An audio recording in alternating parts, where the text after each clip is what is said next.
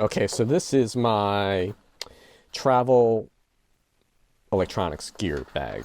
And I switched from my standby Eagle Creek Spectre, which is great because it's so flexible and supple that you can cram it anywhere. But I was afraid I would puncture a hole in this. Not that it couldn't withstand. I think just because of the ripstop, hence the name ripstop. Nature of this, it probably wouldn't spread. But I found this Bag Owl kind of waterproof, water resistant type bag. It's a little bit more tougher, a little more robust. And so this is what I fly with or travel with. I finally settled on this Pones 65-watt GAN charger with two USB and a USB-A.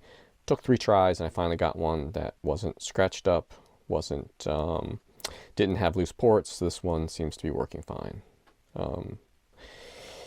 What's kind of nice is it has a little light on it, and that gives you a visual indication of what's going on. If it's charging green, if it's not, it's idle, or if it's charging, which is blue.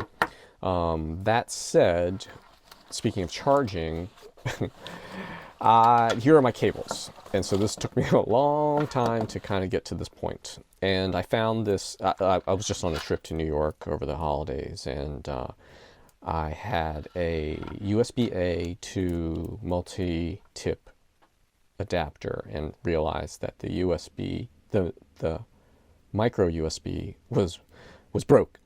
And it could only work if I like bent the wire to make the contact, and had to borrow my son's just straight up USB-A. So, convergence is great, but sometimes just a standalone cable works well. That said, I didn't learn my lesson, and I found a replacement for that cable that's USB-C, and more importantly, it supposedly handles high current, and I did test this, and it does work. So it has 2 USB-C cables, and so it's made by this company called Giannec.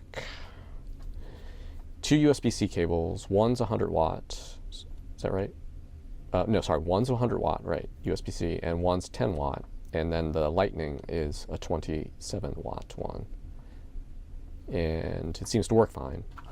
The other thing I have is a retractable USB-A to multi-tap cable. Whether or not this actually saves you any space, I don't know. The retraction part is kind of nice, though I wish maybe it was silicone, so it's a little more malleable. But this is going to take place of that. The few USB-A things I carry, which honestly the only reason why I had the USB-A cable was to use the micro USB to charge my 10,000 milliamp battery pack, which I don't have here. But so as far as cables, then I also have, speaking of standalone, I have a RAV Power, which is not exactly the same quality as Anker, but this is a little more robust USB-C to Lightning cable, and it's worked well. And then I just have a standard, this is probably an Apple one, USB-C to USB-C charging cable for my MacBook Air. And it's long, it's like, it's probably 6 feet long. So it's nice to leave the charger by the bed and be able to move around.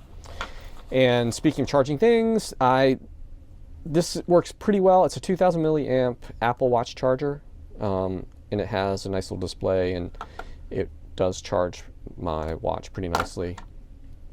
Yeah, there it goes. It doesn't really auto turn on, which is kind of a good thing. Or sometimes it actually auto turns. But the other thing I realized is it's since it's 2000 milliamp and it's USB-C in, it's USB-C out also. So in a pinch, the idea was for me to carry this to races in case I'm there all day and I forget to charge my watch, and I can just bring this and just charge it wirelessly, which is pretty dope.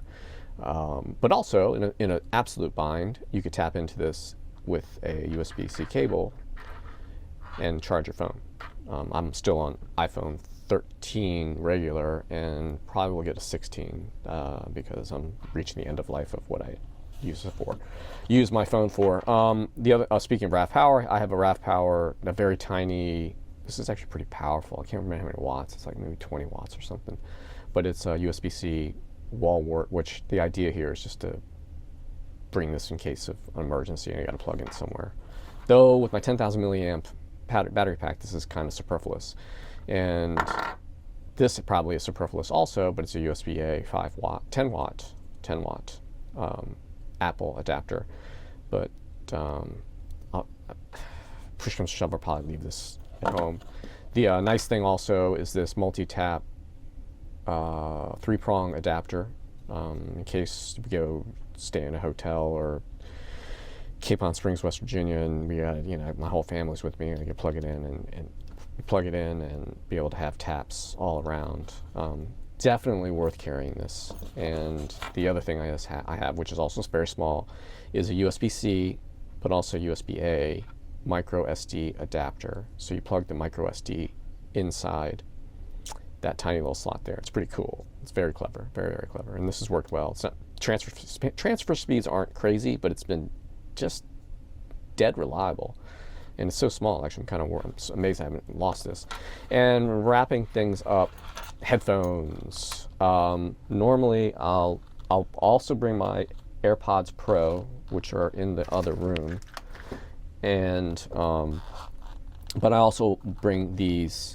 I bring the AirPods Pro. Let me go back. And I also got one of these AirFly adapters. This is just like the SE because my family is not going to watch the stuff that I'm watching on the plane or whatever. Have I used this yet? I think I did use this. And it's probably one of the most recommended devices if you use Bluetooth headphones, especially AirPods of any generation. And I also keep the instructions in the bag because in case I forget how to pair it, in case someone does want to listen with me. So this goes back in there. And the other thing is I carry wired headphones, and I bought these many years ago. They're not actually Focus Power, but I use a Focus Power case because this is just a perfect size. This is in fact a brand name that I don't know, but it doesn't matter because this has just been TT, whatever brand this is. This is a great set of noise canceling headphones. And they were dirt cheap, wired, pretty simple. You can mute or cancel the anti-noise canceling. And actually, that's why I would need a mini USB because it charges mini USB. And it seems like wired headphones are hard to come by these days. And I modified the ear tips to use Comfi, or actually knockoffs now, memory foam plugs, because these are just awesome. The noise canceling feature alone, a little bit dirty there. The noise canceling feature alone is, and comfort is just great on replacing your ear tips from the traditional silicone ones, which you've probably seen in there. I'm not going to go fish those out, to memory foam. I think I've had actually memory foam ones in here as spares, just in case. And then also I have a Lightning to USB-C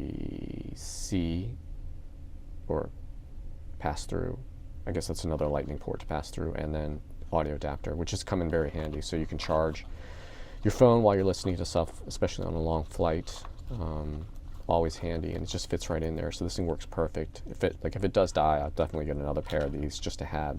It's a great backup pair of headphones, or actually primary, because if you're on a long flight, the AirPods battery only lasts for so long, right? And what I'll do is I'll whip these out and alternate, charge the AirPods while I use these, and then vice versa, and do a rotate. But the battery life on this is very long, but I guess I have battery life anxiety issues.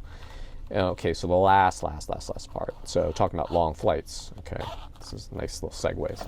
The long flight issue, that's the international stuff, and so what I had, these are my international adapters, and these are actually pretty cool. So I got a Amazon Basics, I think the C-type for, I think France and Portugal use this one.